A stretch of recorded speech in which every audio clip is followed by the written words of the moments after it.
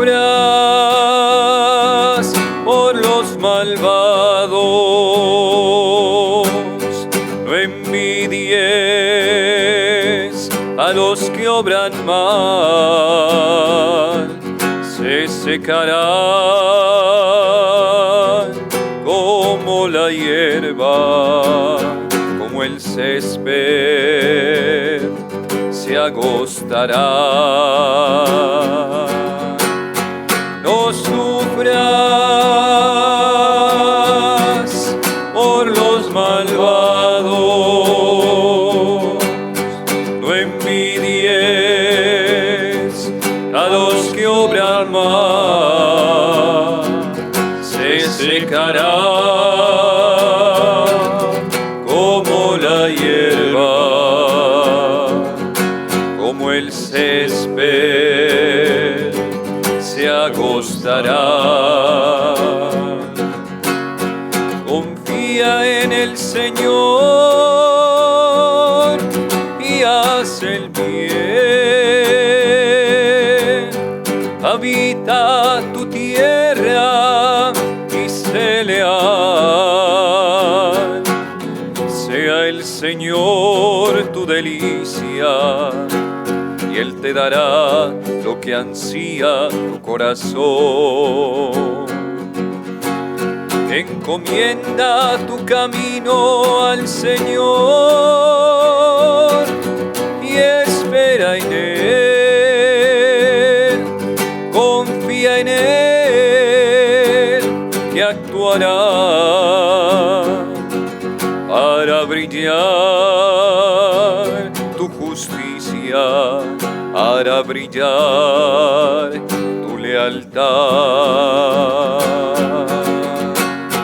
No sufras por los malvados,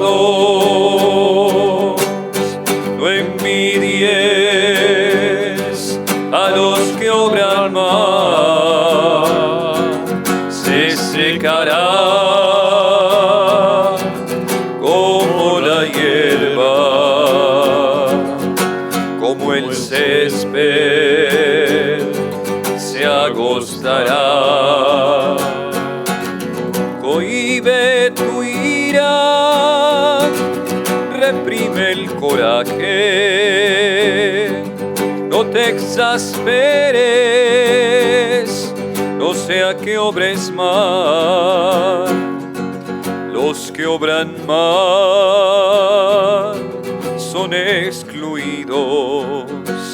Los que esperan en el Señor en la tierra entrará. Aguarda un momento, desapareció el malvado. Fíjate en su sitio, ya no está. En cambio los mansos poseen la tierra, gozan de paz disfrutarán. No sufras por los malvados,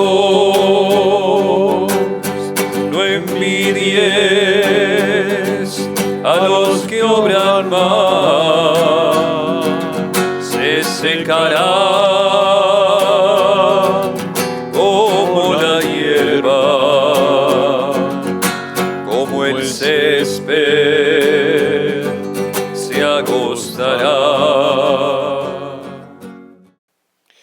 De la epístola de San Pablo a los Efesios. Por tanto, desechad la mentira y decíos la verdad unos a otros, pues sois miembros unos de otros. Si os irritáis, no pequéis, que no se ponga el sol mientras estéis irritados, para no dar así ocasión al diablo. El que robaba, que ya no robe, que trabaje con sus manos haciendo algo útil, para que pueda socorrer así al que lo necesite. No digáis palabras que puedan herir, sino las que sean oportunas para edificar según la necesidad y hacer el bien a los que os escuchen. No entristezcáis el Espíritu Santo de Dios, con el que fuisteis sellados para el día de la redención. Que desaparezca de entre vosotros cualquier clase de amargura, ira, cólera, gritos, maledicencias y maldad. Sed amables y compasivos entre vosotros, perdonándoos mutuamente, como os perdonó Dios en Cristo. Palabra de Dios. Te alabamos, Señor. Se pueden sentar.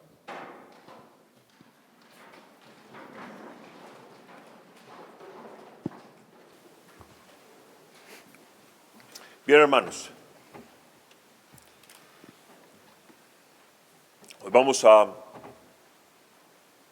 esperamos que el Señor nos conceda hoy esta catequesis sobre el siguiente pecado, que sería el pecado de la ira.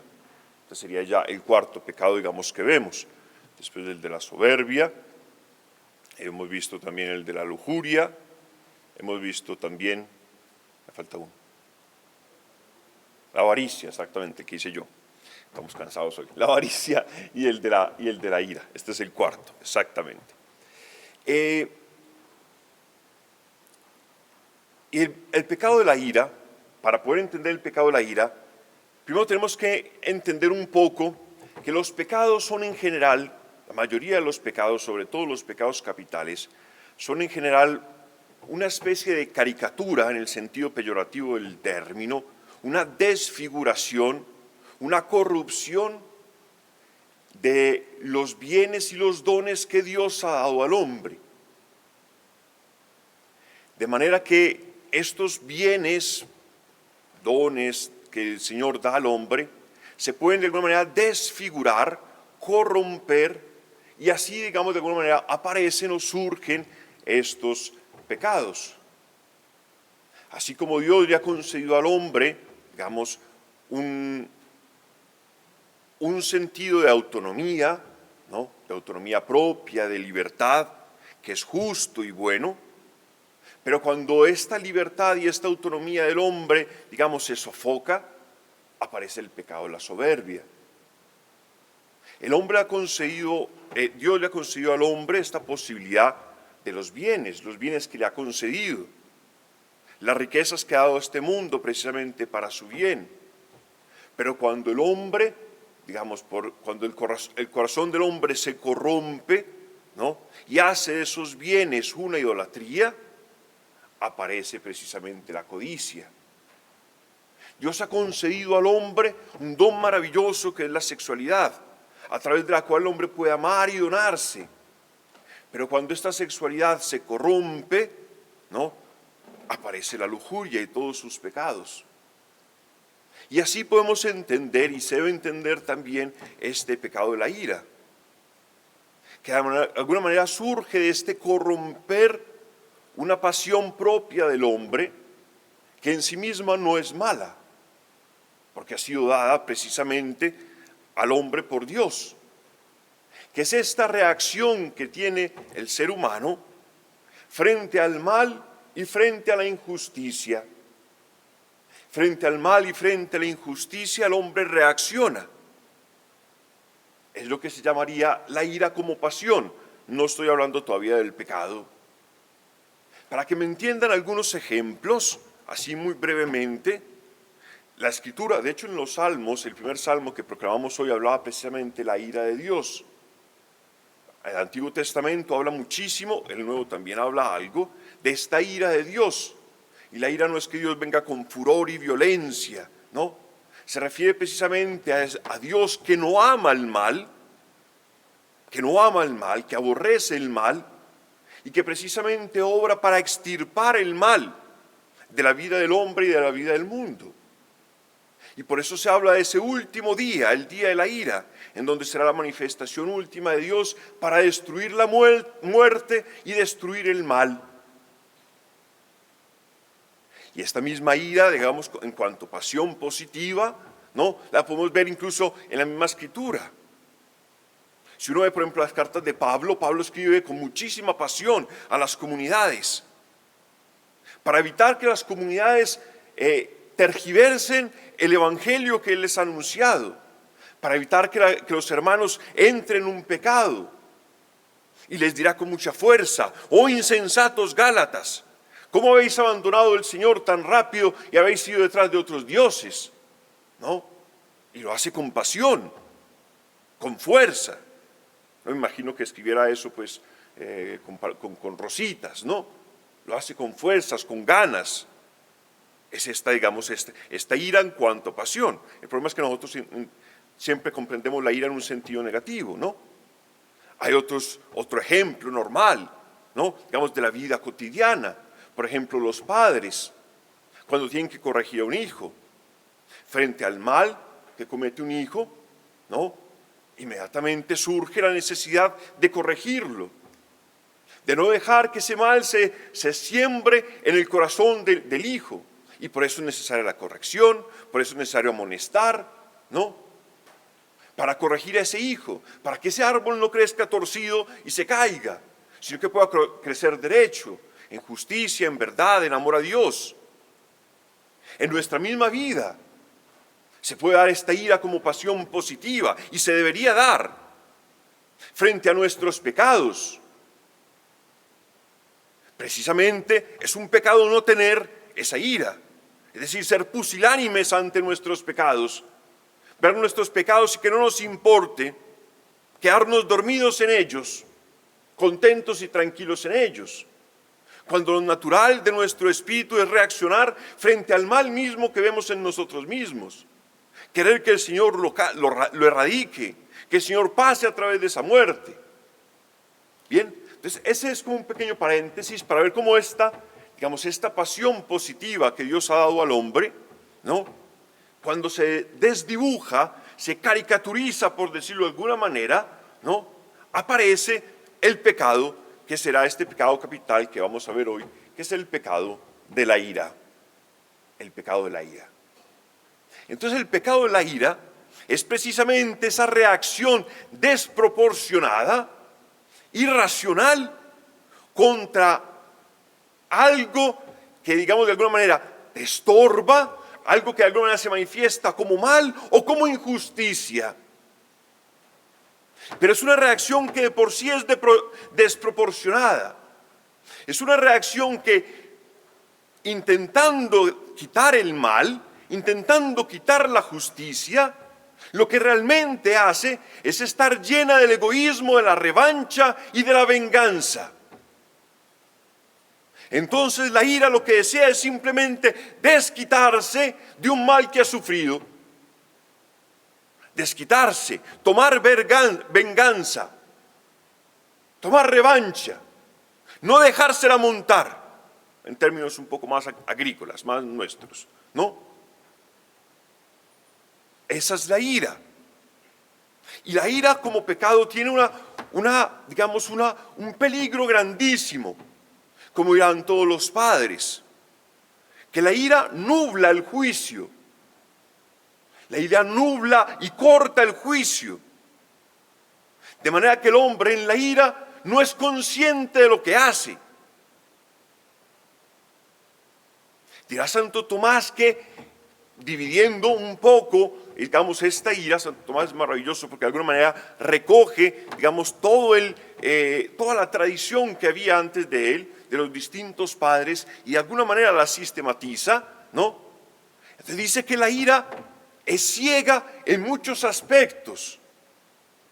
Dice, enceguece al hombre primero porque busca la revancha, busca la venganza contra aquel que no lo merece. Por eso dice, es un pecado contra la caridad a Dios y contra la caridad del prójimo. Y es un pecado contra la justicia, porque aunque si internamente, supuestamente, estaría en contra de una injusticia que ha sufrido, el hombre, buscando deshacerse de esa injusticia, hace una injusticia aún mayor. Porque cada vez que nosotros queremos tomarnos la justicia por nuestras manos, Lo que hacemos es hacer una injusticia mayor, un mal mayor, como se ha visto en la historia de la humanidad, constantemente. Entonces, esta ira enceguece al hombre y le hace incluso que pague, digamos, esta revancha, esta venganza a alguien que no lo merece. Y lo vemos normalmente. Si te han tratado mal en el trabajo, si has tenido un problema en el trabajo, pues lo paga el primero que te encuentres. Llega a la casa y la esposa lo paga. Y a lo mejor la esposa pues también está mal, entonces lo paga el hijo. Y el hijo, como no puede hacerlo con los papás, pues lo paga el perro o el gato de la casa o el primero que encuentre. ¿No? Siempre paga aquel que no lo merece. Es ciega también porque es desproporcionada. Y la ira es desproporcionada frente al mal que de alguna manera ha recibido. Entonces nos vemos tranquilamente, ¿no? Jugando fútbol. Alguno te ha hecho una pequeña falta, o simplemente te pasó el balón por debajo de las piernas y se rió un poco de ti, y ya lo esperas a que regrese, y le partes el pie o lo tiras contra la reja, ¿no? Como mínimo. Desproporcionada. La ira es desproporcionada frente a una situación. Se te atraviesa uno en un carro y lo agarras a pito o te metes adelante, ¿no? De una manera desproporcionada, porque enceguece. Y la ira es ciega en cuanto olvida lo que realmente sería su propósito. Porque el propósito original de esa pasión es precisamente poder corregir el mal. Pero la ira, en cuanto pecado, olvida que tiene que corregir y simplemente se enfoca en hacer pagar al otro o a lo que sea, por aquella situación, por esa incomodidad, por ese mal que ha sentido. De forma que el mismo Santo Tomás hace una expresión bellísima, dice que la ira es la puerta de todos los vicios, no la madre como se dicen de otros, no, dice la puerta de todos los vicios. Y dice ¿por qué? Dice porque, mientras que ella esté cerrada, nuestra alma descansa y nuestras virtudes también. Dice, pero el momento en que tú y yo abrimos la ira, nos enceguece y damos paso libre a una cantidad de pecados enormes. Por la ira vienen todos los otros pecados. Por la ira, como se nubla la razón, pueden venir cualquier cantidad de barbaridades. De palabras malsonantes, de maldicencias, ¿no? De homicidios. Por un arrebato de ira, ¿cuánta gente no ha matado a otro? El ejemplo más claro en la Escritura es Caín y Abel. Dice que Caín, cuando no han aceptado su ofrenda y ha sentido que eso era una injusticia hecha sobre él, dice que se llena de ira. Y la respuesta a esa ira es matar a su hermano Abel. Y la misma Escritura dice, el pecado está a la puerta, esperándote. Le abres esa puerta a través de la ira y entran todos.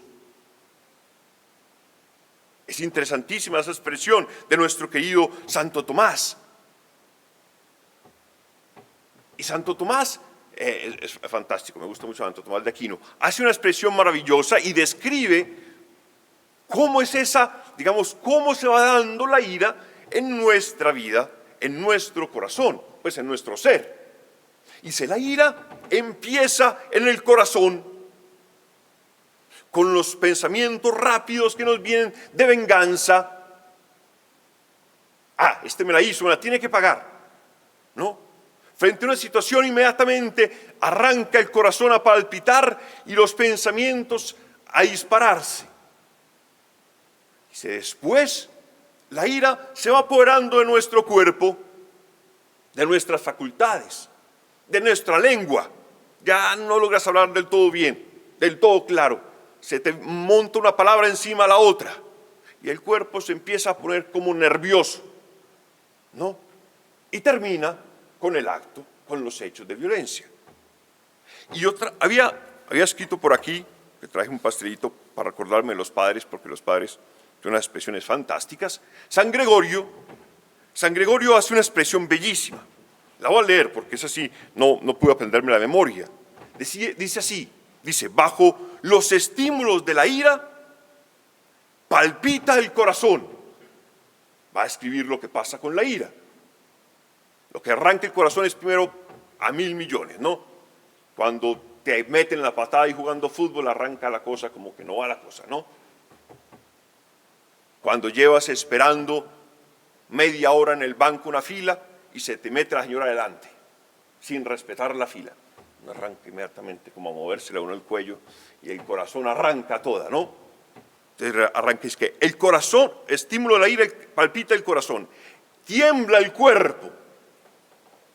Algunos se ve que se empiezan a temblar cuando te hacen algo, cuando te hacen una injusticia, cuando te corrige el rector, arranca a temblar la mano, ¿no?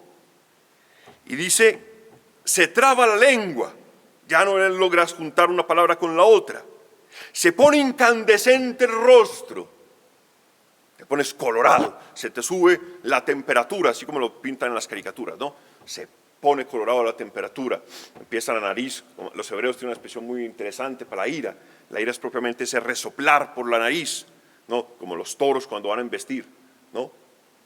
Empiezas a resoplar por la nariz, a hacer, ¿no? Espectacular. Después dice, se desorbitan los ojos, ¿no? Como decimos aquí, no abran los ojos que no le va a echar gotas, ¿no? Se te abren los ojos, más de lo normal, te quieres comer al otro con los ojos.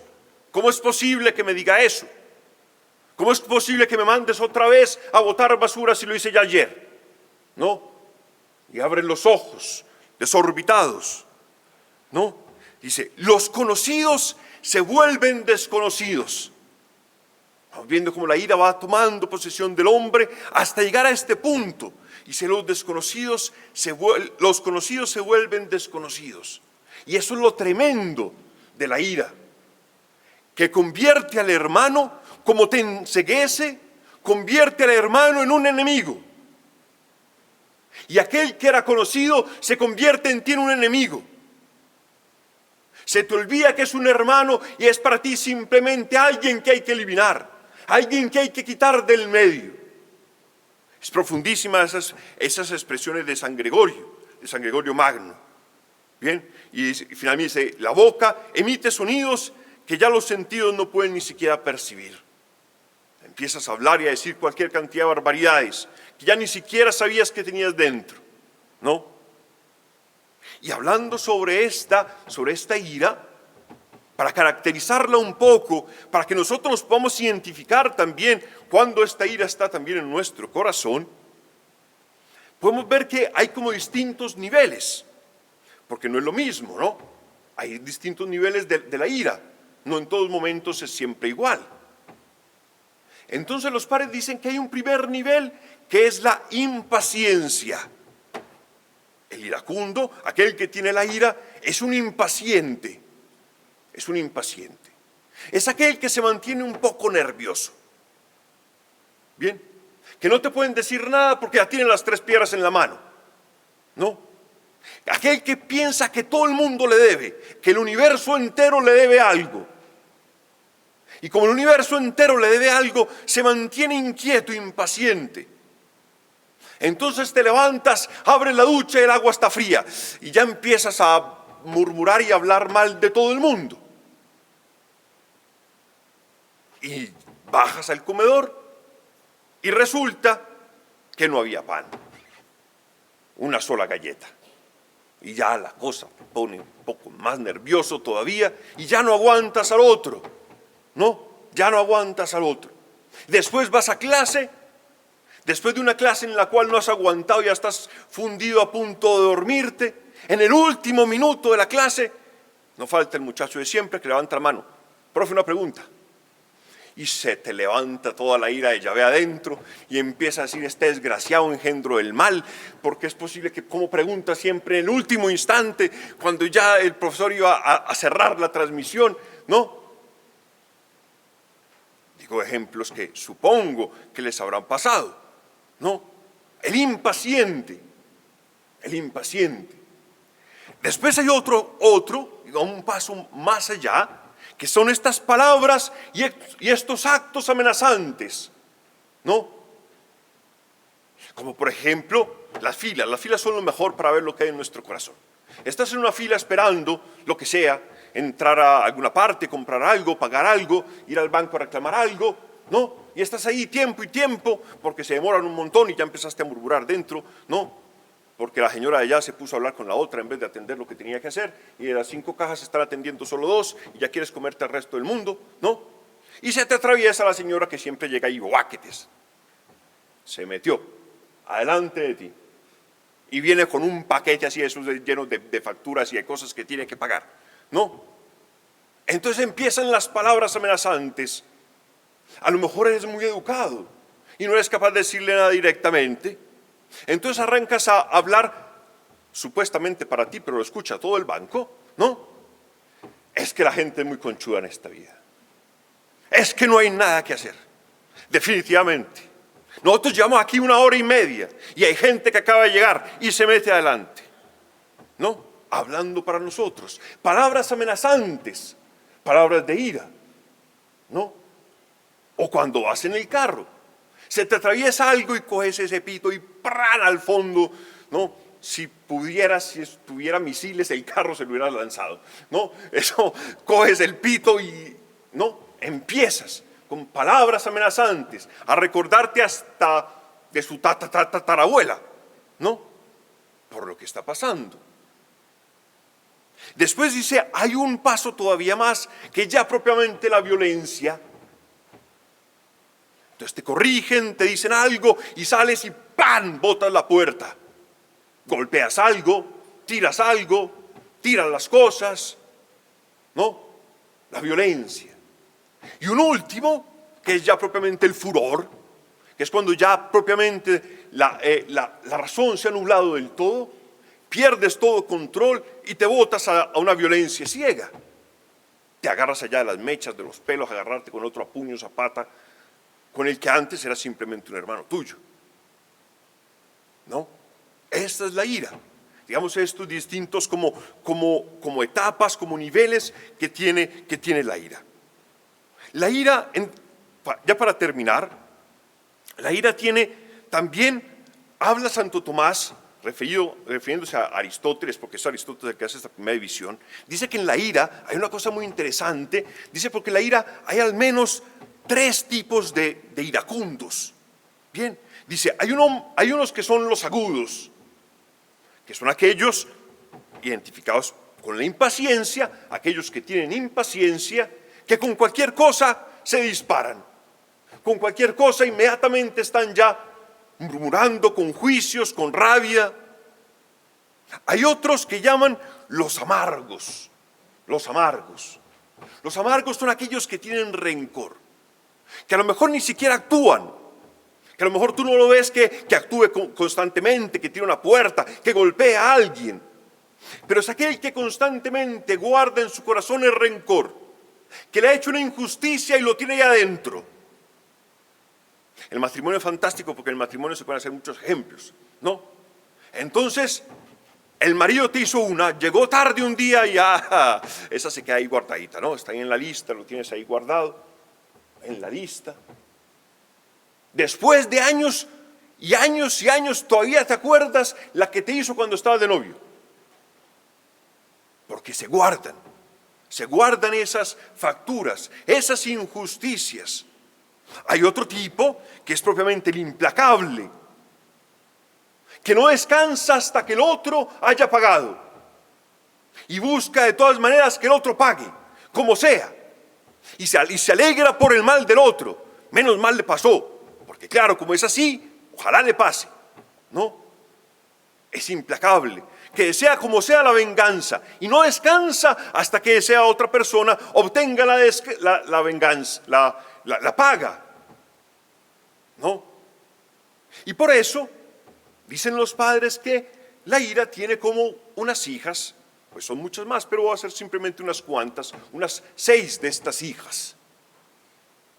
Dice, la ira, en cuanto se siembra en el corazón, la ira da lugar al rencor, a la indignación, donde el otro está muerto para mí, donde el otro se convierte para mí en un enemigo. Por eso es un pecado contra la caridad. En el corazón también, dicen los padres, aparece esta especie, ese pecado que no tiene propiamente nombre, lo llaman con una expresión, dicen un hinchazón de corazón, donde el hombre se llena de planes malvados, de planes de venganza, donde constantemente está pensando, qué bueno que le pasara a este otro tal cosa, ¿cómo este me puede pagar lo que me debe? La venganza, ¿no? Después, en cuanto a la lengua, en cuanto a la ira se apodera de la lengua, pues hay unos pecados muy manifiestos, que los padres llaman el clamor, la grosería, la maldicencia, que referido a Dios es la blasfemia. Cuando te pasa algo y empiezas a hablar mal de todo, de la historia, Dios se ha equivocado, esto es una miseria, ¿no? Y cuando es en el hermano empiezas a injuriarlo y le recuerdas a la mamá, a la abuela, a la tía y todos sus familiares. Y a hablar de él y a decirle no sé cuántas palabras. Y en cuanto la ira se apodera de nuestros actos, los padres dicen las querellas, en cuanto a todas las luchas, los golpes, la violencia que aparece en nuestra vida. Y finalmente, este pecado, digamos, ¿cómo se puede luchar? ¿Cómo podemos combatir contra este pecado que es la ira? Pues dicen los padres, primero de todo con la oración, pidiéndole al Señor el Espíritu Santo que nos conceda la mansedumbre, la paciencia y el dominio de sí, para poder dominar nuestras pasiones, para poder dominar estos instintos nuestros que tantas veces salen sobre nuestro corazón. También invitan los padres al silencio, frente al mal que nos hacen el silencio, recordando lo que nosotros hemos hecho y recordando cuál es nuestro final. Si recuerdas tu muerte y si recuerdas lo que el Señor ha perdonado en nuestra vida, eso nos lleva automáticamente a bajar nuestra ira, a buscar al Señor. Y el libro de Proverbios tiene 2 palabritas corticas sobre la ira, no sobre la nuestra, sino sobre nuestros hermanos. Y dice, palabra gentil o gesto gentil apaga la ira, mientras palabra hiriente la enciende. Y dice, un regalo en secreto aplaca la ira. Buen obsequio apaga la cólera. Ahí les dejo por si alguno tiene un arrebato de cólera al compañero, ya sabe lo que tiene que hacer. Bien, entonces bueno hermanos, continuemos esta celebración, pidamos al Señor que nos conceda hoy esta certeza, poder ver en nuestro corazón también este pecado y que nos conceda el Señor poder luchar con él, pedir al Señor que nos conceda hoy su Espíritu Santo, sus dones, estos dones de mansedumbre, de humildad, de paciencia, de dominio de sí, para que el Señor pueda empezar a erradicar de nuestro corazón el mal. No sufras por los malvados, no envidies a los que obran mal, se secarán como la hierba, como el césped se agostará. No sufras por los malvados, no envidies a los que obran mal, se secará como la hierba, el césped se agostará. Confía en el Señor y haz el bien. Habita tu tierra y sé leal. Sea el Señor tu delicia y Él te dará lo que ansía tu corazón. Encomienda tu camino al Señor y espera en Él. Confía en Él que actuará para brillar tu justicia, para brillar tu lealtad. No sufras por los malvados, no envidies a los que obran mal. Se secará como la hierba, como el césped se agostará. Cohíbe tu ira, reprime el coraje, no te exasperes, no sea que obres mal. Los que obran mal son excluidos. Los que esperan en el Señor en la tierra entrará. Aguarda un momento, desapareció el malvado. Fíjate en su sitio, ya no está. En cambio los mansos poseen la tierra, gozan de paz disfrutarán. No sufras por los malvados, no envidies a los que obran mal. Se secará como la hierba, como el césped